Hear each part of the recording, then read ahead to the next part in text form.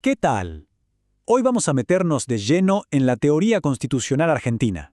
La idea es simple, darles un mapa conceptual, bien técnico y ordenado, para que sirva como una guía de estudio sólida. Así que, sin más vueltas, empecemos. Para que todo sea más claro, vamos a dividir nuestro análisis en 5 grandes temas. Arrancamos por la base, por los cimientos de todo, que es el derecho constitucional. Y de ahí vamos a ir subiendo, construyendo el edificio completo hasta llegar a los mecanismos que lo cuidan. Bueno, vamos por partes. Antes de siquiera abrir la Constitución, tenemos que entender de qué hablamos cuando hablamos de derecho constitucional. Es el marco, la estructura conceptual que lo sostiene absolutamente todo. A ver, antes de ir a la definición de manual, pensemos un segundo en esto. ¿Qué es lo que verdaderamente organiza el poder en un país y nos dice cómo vamos a convivir? La respuesta a esa pregunta, bueno, eso es el derecho constitucional. Entonces, acá está la clave de todo. El derecho constitucional no es una rama más del derecho, no, es el sistema operativo que hace que todas las demás leyes funcionen. Es el que dice qué es válido y qué no. Y tiene una doble función. Por un lado, reconoce nuestros derechos y por el otro le pone límites al poder del Estado para que no se los lleve por delante. Y acá tenemos una primera distinción que es súper importante a nivel académico. La diferencia entre lo formal y lo material. Es decir, una cosa es lo que está escrito en el papel, en la ley, y otra muy distinta es lo que pasa en la realidad, en el día a día del poder y la sociedad. Para entender el sistema completo hay que mirar las dos cosas.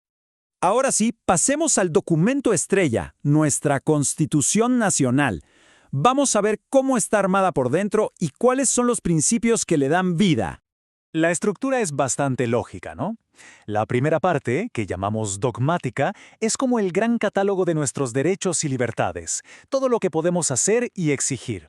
La segunda parte, la orgánica, vendría a ser el manual de instrucciones del Estado, cómo se divide el poder, qué hace cada uno, el presidente, el Congreso, los jueces. Es clave entender que el texto que tenemos hoy no salió de un repollo, es el resultado de un largo camino. Empezó con pactos entre provincias, tuvo su momento fundacional en 1853, y su versión moderna, la que usamos hoy, nació de la importantísima reforma de 1994, que entre otras cosas le abrió la puerta grande al derecho internacional de los derechos humanos. Ojo con esto porque es un concepto técnico que siempre aparece en los exámenes.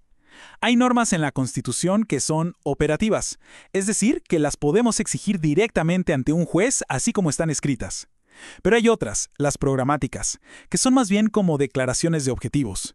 Fijan una meta, pero necesitan que el Congreso después dicte una ley para que se puedan aplicar en la práctica. Estos son, digamos, los 4 pilares del sistema. La forma de gobierno nos dice cómo se manda. La división de poderes evita que una sola persona o grupo tenga todo el poder. La democracia define que el poder viene del pueblo. Y el Estado de Derecho es la garantía final, la idea de que absolutamente nadie, pero nadie, está por encima de la ley.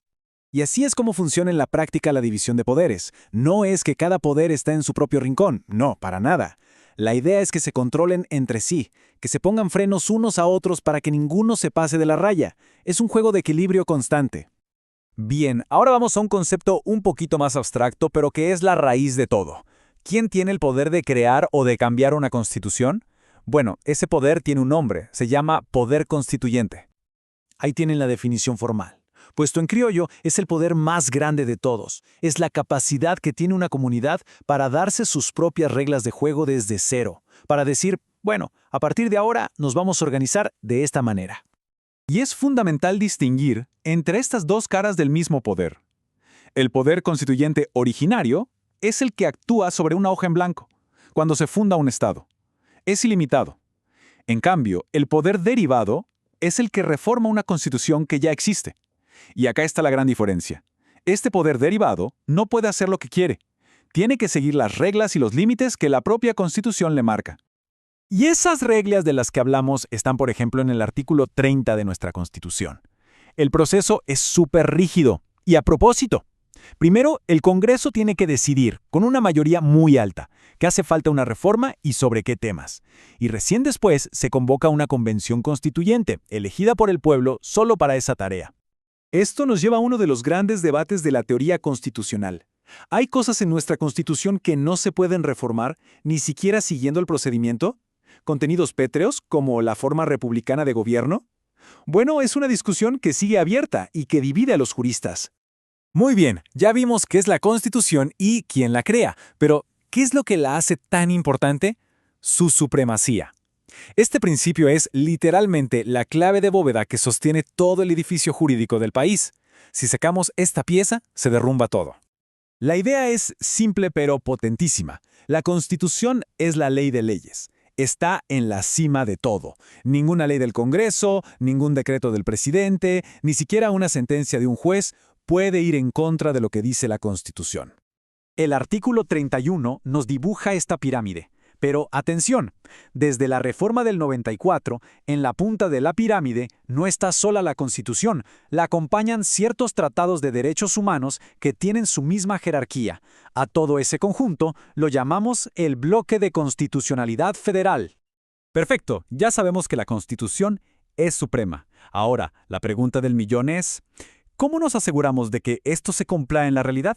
Bueno, para eso existen los mecanismos de control, que son como los guardianes de la Constitución. Este es el nombre técnico de la herramienta principal. El control de constitucionalidad es el procedimiento que se activa cuando una norma inferior choca con la Constitución. Es el mecanismo que tienen los jueces para decir esta ley no vale y así hacer efectiva la supremacía.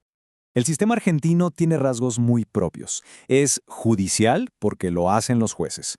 Y es difuso, y esto es muy importante, porque cualquier juez del país puede hacerlo. No hay un único tribunal constitucional como en otros lados.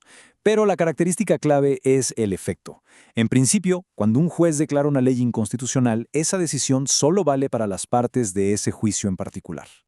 Y en los últimos años, a este control se le sumó un hermano, el control de convencionalidad.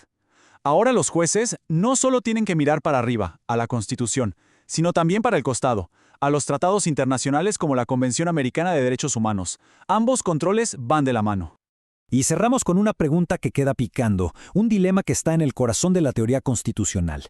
¿Esas cláusulas que no se podrían reformar son un reaseguro para proteger la esencia de nuestro sistema o en realidad son un límite a la voluntad del pueblo, que es el soberano final? Es una tensión que no tiene una respuesta fácil y que nos deja pensando.